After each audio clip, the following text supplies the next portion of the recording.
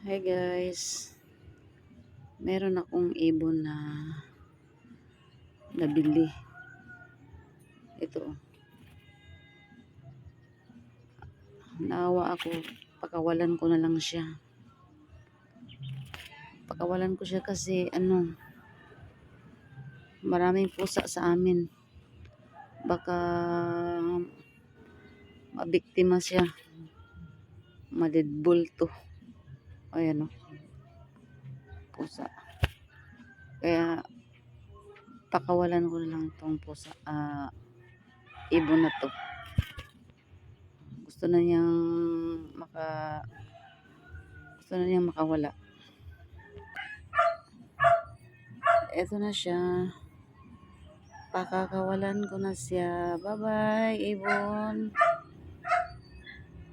Mag-ingat ka. Binilag kito ng 50 pesos sa bata. Kasi nahuli daw nila. Inaawa ako, sabi ng mga anak ko, dapat daw pakawalan ko. Kasi kawawa. So, baka kakainin pa siya ng mga pusa namin. Marami pa naman akong pusa. Kaya ito na, pakawalan ko na siya. Sana hindi ka na mahuli ng mga tao, ha. Lumipad ka ng mataas. Lumipad ka ng mataas. Ayan. Ayan siya. Sige, lipad ka na. Uy, lipad ka na. Lipad ka na, ibon. Para hindi ka mahuli ng mga pusa namin.